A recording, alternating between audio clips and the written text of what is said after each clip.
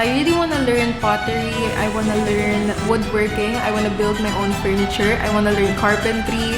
Ang dami ko talagang gustong mapag-aralan. For just 50 pesos.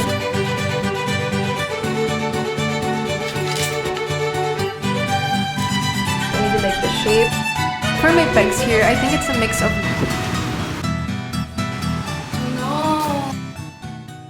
Hello guys, it's Chelsea, and for today's video, I am so excited to finally share or start this new series with you all.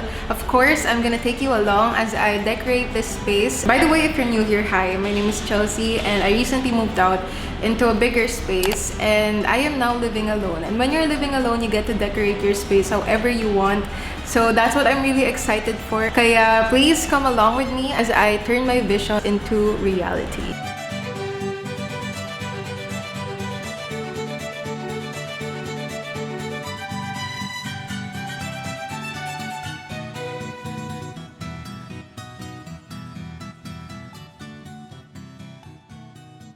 When I first moved in here, the unit was super bare. It doesn't have any appliances. Wala din siyang closet. Pero meron siyang kitchen counter na newly renovated down. Aside from that, that was basically it. So this is really a clean slate. Ang goal ko for this space is that when people come in, or kahit ako yung papasok lang, parang I can really tell that this space is super Chelsea. So we're gonna Chelsea-fy. We're gonna Chelsea-fy this space. This is gonna be a work in progress, and it's a series kasi hindi ko kaya na isang bagsakan, nandito na lahat. I also wanna be very intentional and mindful with the items that I bring in here. Majority of the time talaga, I really prefer na yung mga items ko are second-hand because I find that they're more unique that way. May personality. You guys know how much I love hunting second-hand items. So, ganun pa rin ang gagawin natin sa makeover na to. Pupunta pa rin tayo sa mga Japan surplus, sa mga bangketa kung saan-saan. Titingin tayo sa Facebook Marketplace. Basta, we are gonna be on a hunt for the most unique items. Mga items din kasi may history sila. So, parang when I look at them, kapag kunwari naka-display na sila sa space ko, parang, alam mo yun, ang sarap mag-imagine lang na ano kaya yung history nito. Sana hindi pa patay, charot. I'm not sure if you guys caught this in my previous vlogs, pero ang goal ko kasi talaga this year and the coming years is to upskill. So, if ever man na hindi ko mahanap sa mga second-hand store like Japan Surplus, yun nga, yung mga bangketa, Facebook Marketplace, Carousel, kahit sa Shopee or Lazada, yung mga gusto ko for this space, I plan to create them from scratch. I really want to learn pottery. I want to learn woodworking. I want to build my own furniture. I want to learn carpentry. Ang dami ko talagang gustong mapag-aralan kasi in the future, parang kunwari may nahihirapan ako or if meron ako talagang na-envision, I want to have the skill set to create the pieces na naiisip ko, parang ganun. So, kunwari meron akong gustong mug na design, hindi ko talaga siya makita kahit saan. I'm gonna build it from clay, ganun, pottery, basta ganun yung ano, na basta ganun ang mangyayari. Honestly, hindi ko alam yung tawag sa interior design theme or style that I'll go for or have gone for sa kwarto ko dati, pero I think it's a mixture of different styles. I just want to put it out there na I am not a professional, I'm not an interior designer, I'm not a decorator. For my pegs here, I think it's a mix of different styles talaga or designs. With my color palette, my furniture and fixtures, my decors, ganon, my light setup. For me, it's a mixture of mid-century modern, Scandinavian, a little Japandi, a little Korean, and a little industrial. I really do not know. So let me just share with you guys the visuals.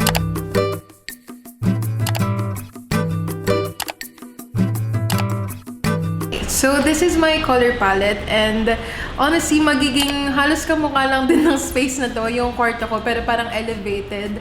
I'm very loyal to my color palette. Ewan ko, pero tumanda na ako't lahat. Ito pa rin yung colors na palagi kong pinipili. Anyway, once again, we are working with a 1-bedroom unit, and yung kitchen neto and living room, magkadikit lang sila. So, it's an open concept. Tapos, meron lang hallway papunta sa CR and sa bedroom. Actually, yung pinaka nagustuhan ko talaga dito are the white walls. When I started YouTube, wala talaga kaming mga white walls, ganon. So, I was really happy when I saw this. Tas medyo mataas yung ceiling niya. I also really like yung flooring neto. Para siyang wood na itsura. For me, mas mako-complement nito yung mga furniture and yung mga colors nun na, ayun nga, plano ko ipasok dito sa condo na to. Yung mga pegs ko, sobrang tagal na nun nakasave sa Pinterest board ko kasi I really have been waiting for this day na magkaroon ako ng bigger space. If you guys have been following me for a while now, then you would know that my favorite word is create, and that is exactly what we are gonna do with this space. We're gonna create or be creative.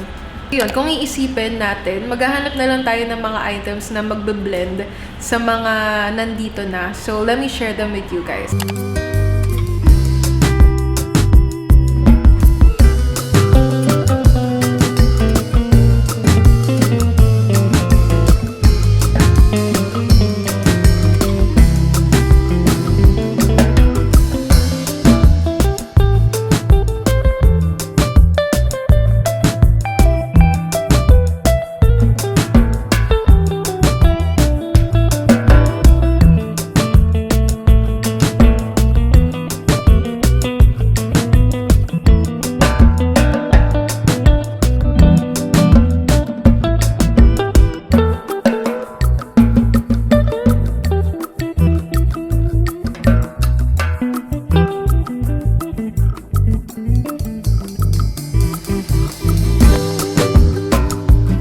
Ko talaga, it's blocked by a building. Pero yung mga sides ko, nandun yung mga view ko. Dun sa bandang malapit sa bintana, yung maaraw talaga. Pero when you go to the entrance, kung nasa saan yung kitchen, medyo dumidilim. Improve ko din yung lighting situation here. Hindi ko alam if parang sa living room and sa dining, parehas na naka-drop pendant light, drop light. Basta, paliliwanagin natin yung space na to kahit madilim. Kasi so far, ganyan yung lighting niya. Actually, medyo maliwanag today. Feel ko ito yung pinakamaliwanag na experience ko dito. Pero madalas talaga, maliwanag lang dun sa may bintana na area. Tapos dito kaunti. Kaya tinataasan ko yung brightness. Pero this is at 0. Ito yung normal brightness. And it's so far maliwanag dito. Let me prove to you, ang unique talaga ng mga items from the Japan surplus. Kaya super love ko talaga to get my pieces there. Feeling ko parang set to, na baka pang lumpia siya, gano'n, pang party. Pero ito yung magiging saucers ko. They're really nice. I really like the shape. That's why I wanna learn pottery kasi I wanna create pieces like this. I super love na yung mga plato ko, platito ko, yung mga saucers ko, hindi sila bilog na bilog or one shape. Gusto ko yung parang medyo curvy sila, like this one. So, ayan, just some of my Japan surplus stuff. This one also is my matcha bowl. Ito sa mga gusto ko talagang gawin from scratch, from doing pottery or clay classes. This is my kitchen rug at the moment. I don't know, parang pang bata ata siya, pero fino-fold ko to sa gitna. Tapos ito ngayon yung basahan or yung rug sa kitchen ko. I got this for just 50 pesos nung nag-ukay ako sa Japan surplus sa may bandang Cavite. I just fold it in half and then I place it there. Okay, this one naman, I super duper love. So far, we're just doing parang mga haul. Sinishare ko lang sa inyo yung mga items that we already have here sa unit. Kasi yung mga i-order natin or hahanapin natin next time, tutugma ko sila sa itsura and colors nung mga items na meron na ako. Basta magbe-blend-blend lang tayo dito. This was my most recent purchase from the Japan surplus. Binili ko to with my brother and dinagdagan niya ako ng 100 kasi nakukuriputan ako sa sarili ko kasi ang dami ko nang nagagastos noon with my move. So, I think this was priced at 300 pesos. This is what it looks like. I super duper love it. Look at the shape. Tapos meron siyang paa dyan. This is where I plan to put like my perfumes kapag paalis, ganon. So, ayan, ganyan siya. It's so nice. 300 pesos lang for this beautiful, as in, grabe talaga, ang ganda talaga nito. 300. Hello guys, it's Chelsea and welcome to another vlog. Today, I'm so excited because I booked a class last month. Tapos ngayon mangyayari yung class na yon. And ayun, I'm gonna take you guys along with me to a hand building workshop. Ang tagal ko na talaga ito gusto gawin, parang basta matagal na. But minsan kasi parang hindi ko na lang siya ginagawa or sinasantabi ko muna kasi wala akong kasama. And ang goal ko na ngayon ay to just do things, even if it's just by myself. Sometimes kasi inisip ko, baka parang syempre mas masaya naman talaga if may kasama. Pero ang goal ko is to make it fun. Kahit ako lang. They said to wear something comfortable, so I'm just wearing, actually parang pambahay itong panloob ko. Tapos, I'm just wearing this striped long sleeve. I'll be wearing my boots because parang gusto ko lang mag-boots. Kasi ang tagal ko na rin hindi nasusuot yung boots ko. Hintay ko lang yung angkas ko. Sana hindi traffic kasi parang yung rate ko 150 siya. Eh kapag mga ganong price na medyo malayo. This is my outfit. Okay, please excuse my voice. Medyo paus pa rin ako, but this is just the first. Oh my goodness. This is just the first of the many things that I want to try out and learn. Since, ayun nga, I moved into my own space for the very first time, I really want to be mindful and intentional with this space. This is a beginner thing, pero I'm really happy kasi I consider this as my baby steps to taking more classes, different classes. Yung mga binanggit ko sa inyo kanina na gusto ko pag-aralan. And ayun, I'm just so happy na nasisimulan ko na sila. So, iisa-isahin ko talaga yon. Anyway, for this class, I decided to make 2 things na I use on a daily basis. So, that's a cup and a bowl.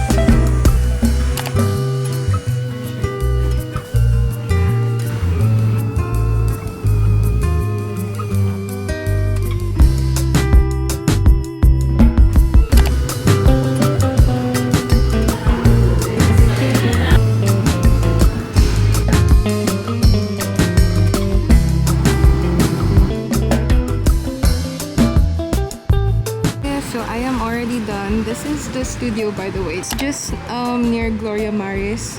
Here is Studio Matisse, and then it's just up there. I've been wanting to try this. I don't have a table here. I don't know if magdi-dinner ba ako dito or ano man. I ordered Spanish latte. Or ito, sana. Sige, ito na lang. Thank you. Tada! Coffee secured. I don't know what's next. When I was younger, I really hated being alone, like walking alone, eating alone. That was, I don't know, maybe mga school days ko dati, grade school, high school, college. I didn't even like being seen alone. Anyway, now that I'm older, I really love moments like this. Honestly, parang it gives me calmness. So it gives me a sense of fulfillment. Siguro, ayun nga, kasi nafe-feel ko talaga na nag-grow out ko na yung face na ganon. So, yeah, cheers to being independent.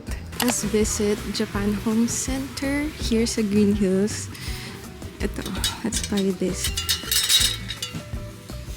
So for this. Hello guys, I am here at Japan Home Center.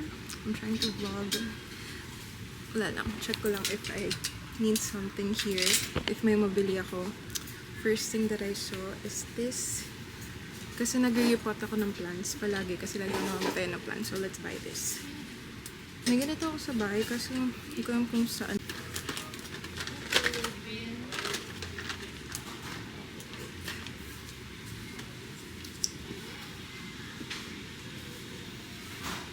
Sobrang mura talaga ng liquid soap dito. 99. Tapos you already have 2. Dun sa Watsons kasi parang 189. Dalawa. Anyway, I'm gonna buy one of these. Ganda pa ng lagayan. This. Wala, ang cute. Baka di maganda yung quality, but I wanna get it. It's so cute. Next. Oh, scooper. Do I need this? Nag-ice cream ba ako? Hindi naman. Okay, vegetable grater. I don't have this yet. What is this?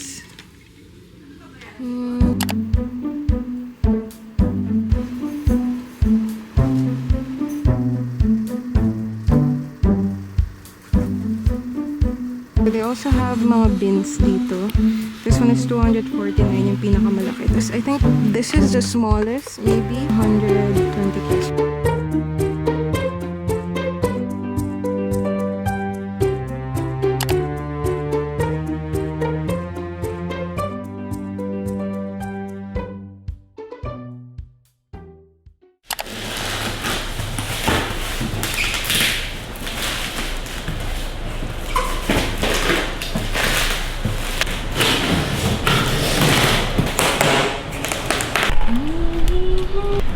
Nakapan ako. Sana wala siyang bumps or anything.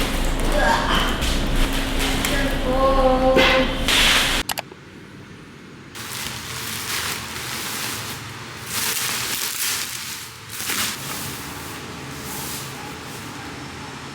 Oh no! Oh my gosh, guys. Nung tinatanggal ko na yung wrapper, I saw this and thought, okay lang to, okay lang. Kasi parang kaya ko naman i-cover ng kaunti kasi it's really small.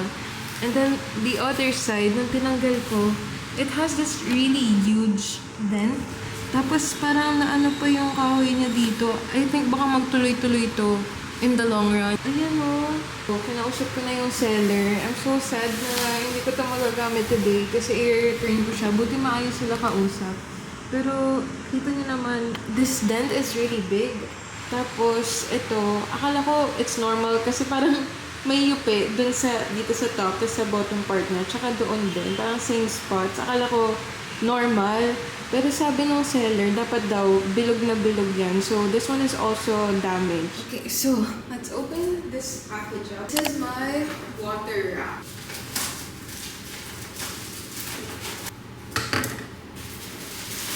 Na-icer kasi ako na ganun yung itsura niya. So, bumili ako pa na dun sa side ng ref kasi parang makasya ka naman. Actually, hindi na siya ganun.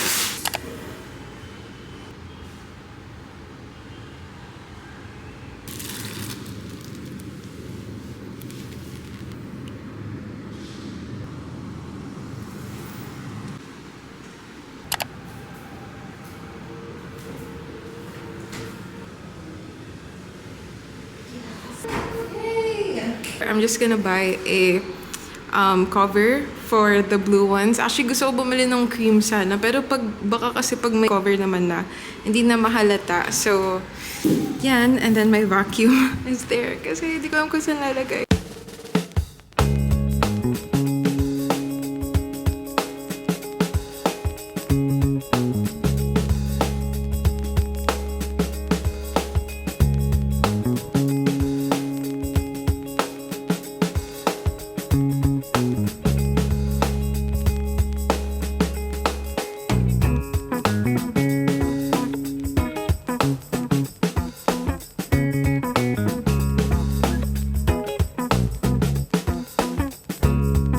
Currently just visualizing this area and nilipat ko lang yung mirror kasi originally nung pinaplano ko pa lang to, di pa ako lumilipat nung nakita ko pa lang yung floor space and all, yung mirror talaga naisip ko dyan siya, kaso nung nag-move in kasi ako, I kinda like it better when it was here kasi pagpasok mo sa pinto parang makikita mo yung reflection, di ba, sa salamin, so parang nagmukhang maluwag.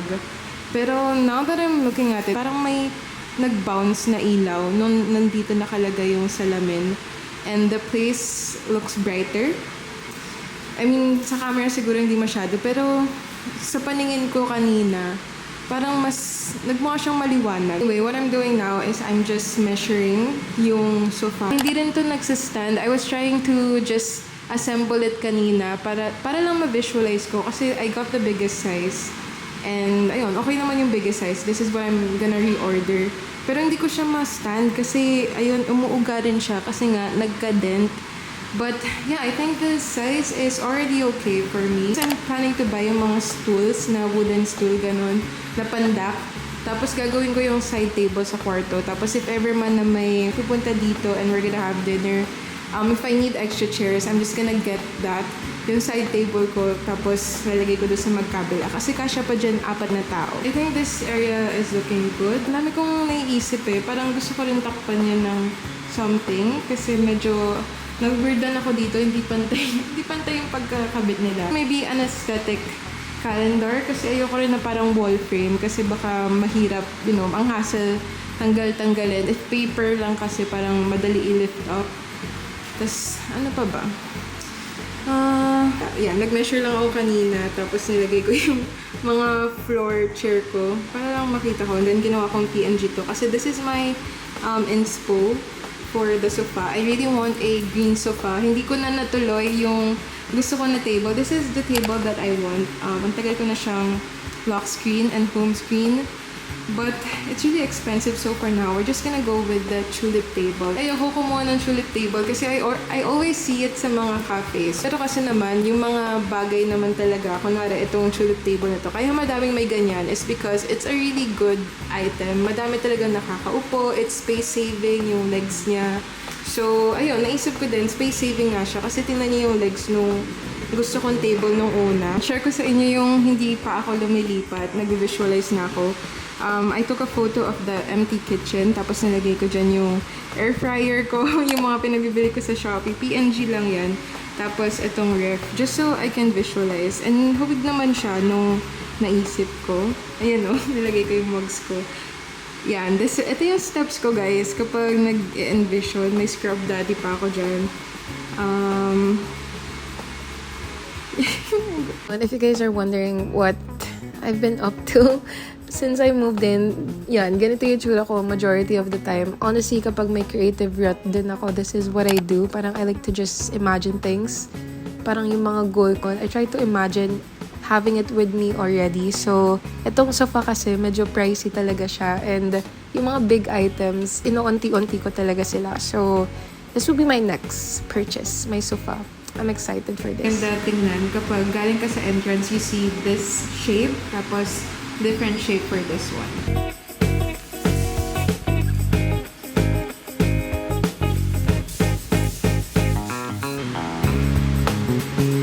Pupunta yung aking pamilya. So, okay, spray dyan.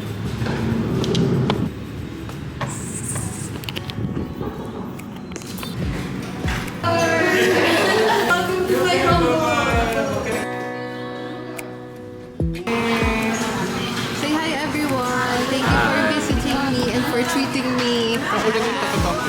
Huh? Ako lang yung takatok. Tada! So, my shoe cabinet arrived. Gab is gonna help me.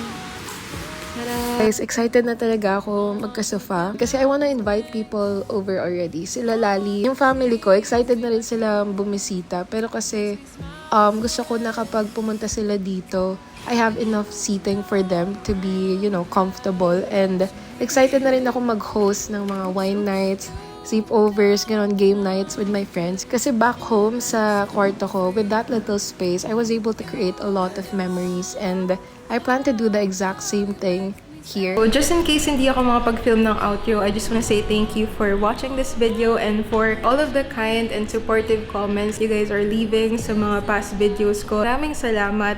And ayun, excited na ako to fill this space up with items that are very me. Let's turn this space into a home. I'll see you guys on the next one. Bye! No one who holds me like you. No one who can